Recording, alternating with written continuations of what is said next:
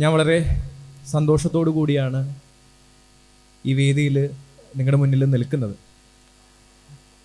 കാരണം ഇത്തരത്തിലുള്ള ഒരു സമ്മേളനം, ഭിന്നശേഷി സൗഹൃദ സമ്മേളനം, ആ ഒരു സമ്മേളനം എന്ന് പറയുന്നത് അതിന് അർത്ഥവത്തായിട്ടുള്ള ഒരു സൗകര്യം തന്നെയാണ് ഇതിൻ്റെ സംഘാടകർ ഇവിടെ ഒരുക്കിയിട്ടുള്ളത് എന്നുള്ളത് എന്നെ വളരെയേറെ സന്തോഷിപ്പിക്കുന്നു. അതിനു വേണ്ടിയിട്ട് നിങ്ങൾ മുന്നിലിരിക്കുന്ന എല്ലാവരും ഒരു കയ്യടി കൊടുക്കണം.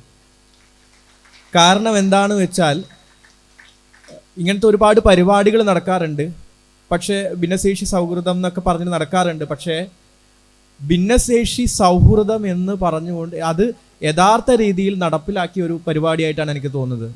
കാരണം എന്താണെന്ന് വെച്ചാൽ ഈ സ്റ്റേജിലേക്ക് കയറാൻ വേണ്ടിയിട്ടുള്ള ഒരു റാം സൗകര്യം ഈ സ്റ്റേജിൽ ഒരുക്കിയിട്ടുണ്ട്.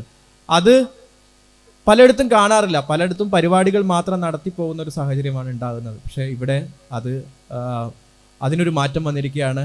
പിന്നെ ഇത്തരത്തിലുള്ള ഒരു പരിപാടി സംഘടിപ്പിക്കുക എന്നുള്ളത് പറയുന്നത് തന്നെ ഏറ്റവും മനോഹരമായിട്ടുള്ള കാര്യമാണ്.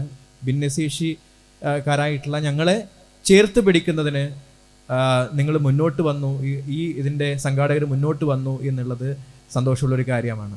എന്നെ ഈ പരിപാടിയിലേക്ക് വിളിക്കുന്നത് മിസ്റ്റർ ഹാഷിറാണ്.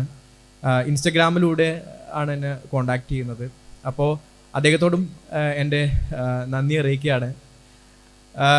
കുറച്ച് കാര്യങ്ങൾ പറയാം എന്ന് വിചാരിക്കുന്നു.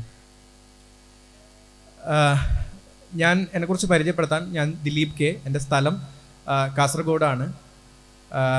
ഞാനൊരു സോഷ്യൽ മീഡിയ ഇൻഫ്ലുവൻസറാണ്. ഏകദേശം പല യൂട്യൂബ്, ഇൻസ്റ്റഗ്രാം, ഫേസ്ബുക്ക് തുടങ്ങിയിട്ടുള്ള പ്ലാറ്റ്ഫോമുകളിൽ ഏകദേശം 6.5 ലക്ഷത്തോളം ആളുകൾ എന്നെ ഫോളോ ചെയ്യുന്നുണ്ട്. പിന്നെ അതുമാത്രമല്ല, ഞാനും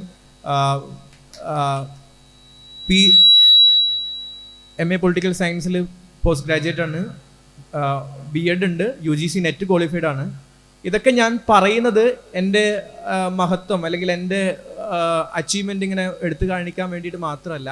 എന്നെക്കാളും ഒരുപാട് നല്ല കഴിവുള്ള ഒരുപാട് മനുഷ്യർ എൻ്റെ മുന്നിലും ഈ വേദിയിലൊക്കെ ആയിട്ട് നിൽക്കുന്നുണ്ടെന്ന് എനിക്കറിയാം. പക്ഷേ എന്നെപ്പോലെയുള്ള ഒരു കാഴ്ചയില്ലാത്തൊരു വ്യക്തിക്ക് ഇത്രയും ഒരു അച്ചീവ്മെൻ്റ് നടത്താൻ എന്നെ സഹായിച്ചത് എനിക്ക് ലഭിച്ചിട്ടുള്ള എൻ്റെ ചുറ്റുപാടുകൾ തന്നെയാണ്, അല്ലെങ്കിൽ എനിക്ക് കിട്ടിയിട്ടുള്ള സൗകര്യങ്ങൾ തന്നെയാണ്. അതിനാദ്യമായിട്ട് പറയേണ്ട വ്യക്തികൾ എൻ്റെ അച്ഛനും അമ്മയാണ്. അവരാണ് എന്നെ വളർത്തുന്നതിൽ ഒരു അടിത്തറ പാകിയിട്ടുള്ളത്. അവർ എന്നെ ഇതേപോലെയുള്ളൊരു സ്പെഷ്യൽ സ്കൂളിൽ, കാസർഗോഡ് ഗവൺമെൻറ് അന്ധവിദ്യാലയത്തിൽ കൊണ്ടുവിടാൻ അവരെടുത്ത ഒരു തീരുമാനമാണ് എന്നെ ഇവിടെ നിങ്ങളുടെ മുന്നിൽ നിന്ന് ഇങ്ങനെ സംസാരിക്കാൻ പ്രാപ്തനാക്കിയിട്ടുള്ളത് എന്ന് നിങ്ങളോട് ഓരോരുത്തരോടും പറയാണ്. വേറൊരു കാര്യത്തിന് നിങ്ങൾ കൈയടിക്കണം. കാരണം എന്താണെന്ന് വെച്ചാൽ, ഞാനിവിടെ അവിടെ സദസ്സിൽ അവിടെ ഇരിക്കുന്ന സമയത്ത് എൻ്റെ ചുറ്റും കുറേ സ്കൂളിലെ കുട്ടികളും അവരുടെ പേരൻസും അധ്യാപകരൊക്കെ വന്നിട്ടുണ്ടായിരുന്നു. അപ്പോൾ ആ കുട്ടികളോട് കാണിക്കുന്ന സമീപനം എനിക്ക് വളരെയേറെ ഇഷ്ടപ്പെട്ടു.